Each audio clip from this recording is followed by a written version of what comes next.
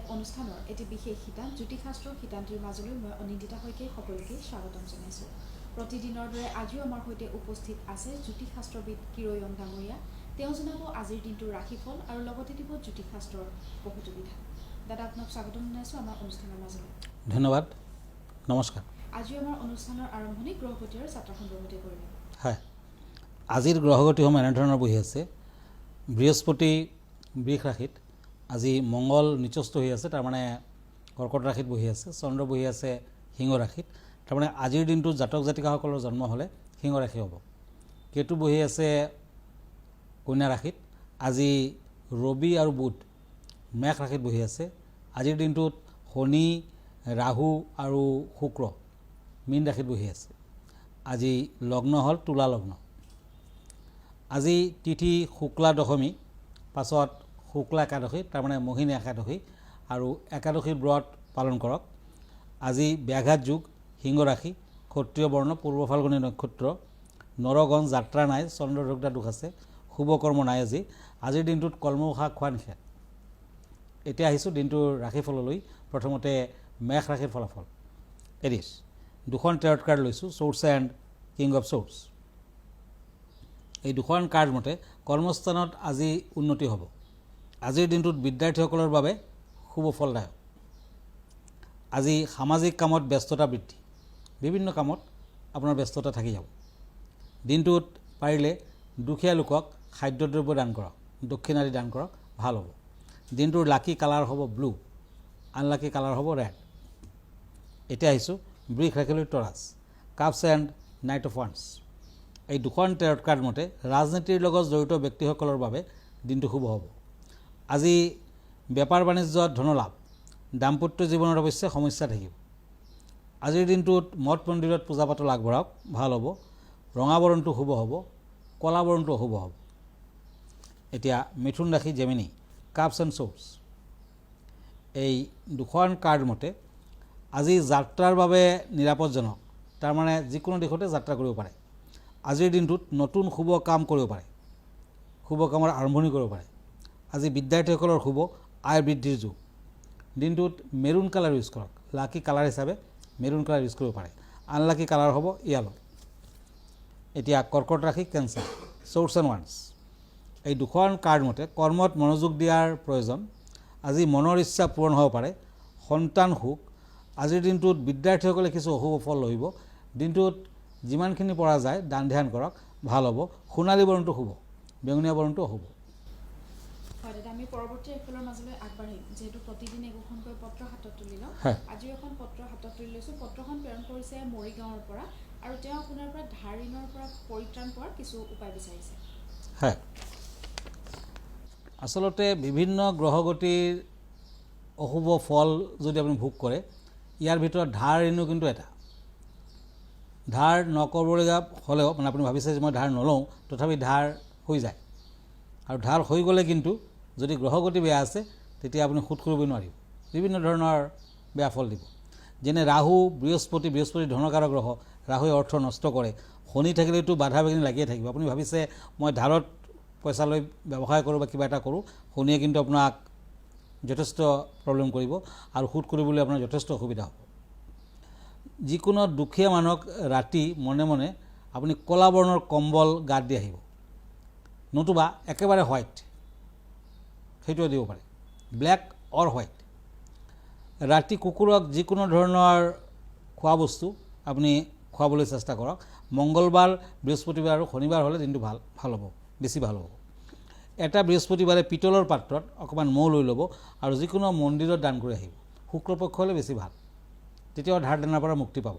ঠিক তেনেকুৱা ঘৰত শিৱশক্তি যন্ত্ৰ প্ৰতিষ্ঠা কৰক। ওম ৰুদ্ৰায় নম বুলি মন্ত্ৰটো সদায় জপ কৰক।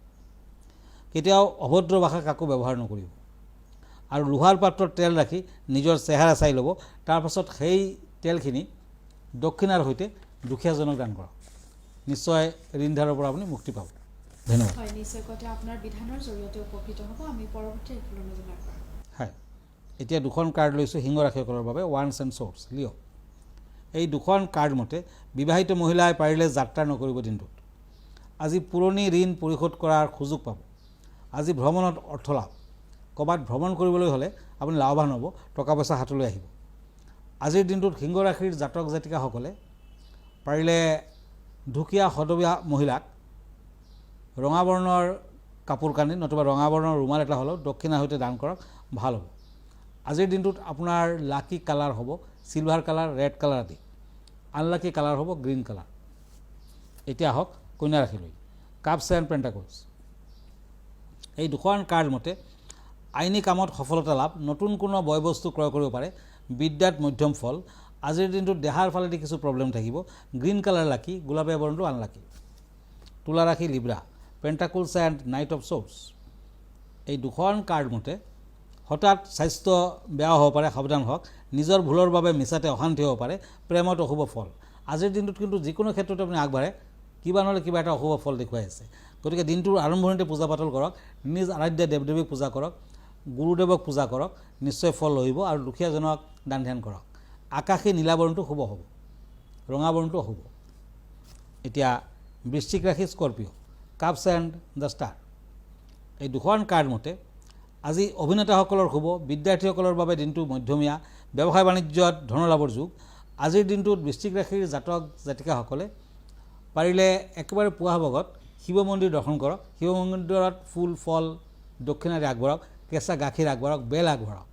আৰু সন্ধিয়া কালত দেৱী কালীৰ মন্দিৰ দৰ্শন কৰক। দক্ষিণা কালী দেৱীৰ মন্দিৰ হ'লে বেছি ভাল। য়েলো কালাৰ দিনটোৰ লাকি কালাৰ। আনলাকি কালাৰ হ'ব হোৱাইট কালাৰ। হয় দাদা, আমি পৰৱৰ্তী 4টা ৰাশিফলৰ মাজলৈ আগবাঢ়িম, যিহেতু প্ৰতিদিনে দৰ্শকসকলৰ বাবে গতিকে খুব সুন্দৰ বিষয় লৈ আহে। আজি কেনেধৰণৰ বিষয়? হয়, আজি যিহেতু একাদশী আৰু এই একাদশীক মোহিনী একাদশী বুলি কোৱা হয়, অতি পবিত্ৰ দিন। গতিকে আজিৰ দিনটোত যদি কিছুমান নিয়ম কানুন আপুনি মানি চলিব পাৰে, এনেও একাদশীত উপবাসে থাকিব লাগে। গতিকে বহুতে ফল মূল আহাৰ কৰে। গতিকে আজিৰ দিনটোত মোহিনী একাদশীৰ বিষয়ে মই দুই এষাৰ ক'ম। মোহিনী একাদশী 7 মে 2025, 10:19 AM to 8 মে 2025, 12:29 PM। শাস্ত্ৰমতে এইদিনা বিষ্ণুৱে সমুদ্ৰ মন্থনৰ সময়ত উঠি অহা অমৃত কলক অসুৰৰ হাতৰ পৰা বচোৱাৰ বাবে মোহিনীৰ ৰূপ ধাৰণ কৰিছিল। বহাগ মাহৰ শুক্লপক্ষৰ একাদশী তিথিত মোহিনী একাদশী পালন কৰা হয়। এইদিনাখন বিষ্ণুৱে মোহিনী ৰূপ ধাৰণ কৰাৰ বাবে বিষ্ণুৰ মোহিনী স্বৰূপৰ পূজা কৰা হয়। বিশ্বাস আছে যে মোহিনী একাদশী ব্ৰত পালন কৰিলে ব্যক্তিৰ পাপ স্খলন হয়। এই একাদশী ব্ৰতৰ প্ৰভাৱে ভক্তৰ সমস্ত মনোকামনা পূৰ্ণ হয়। পুৰাণ অনুসৰি সমুদ্ৰ মন্থনৰ সময়ত অমৃত লাভৰ ইচ্ছাত দেৱতা আৰু অসুৰৰ মাজত কোনে প্ৰথমে অমৃত পান কৰিব, এই লৈ ক্ৰমশঃ যুদ্ধৰ পৰিস্থিতি উৎপন্ন হয়। তেতিয়াই বিষ্ণুৱে মোহিনীৰ ৰূপ লৈ দেৱতাসকলক সমস্ত অমৃত পান কৰাই দিয়ে। এইদিনা গা ধোৱা পানীত অকণমান গংগাজল মিহলাই স্নান কৰিব।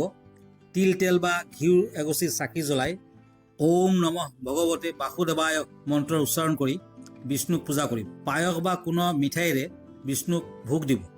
এই একাদশীৰ উপবাসে ব্যক্তিয়ে ধন লাভ কৰাৰ লগতে জন্ম, জীৱন, মৃত্যু চক্ৰৰ পৰা মুক্তি পায়। এইদিনা মোহিনী একাদশীৰ ব্ৰত কথা বা বিষ্ণুৰ সহস্ৰ নাম পাঠ কৰিব পাৰে।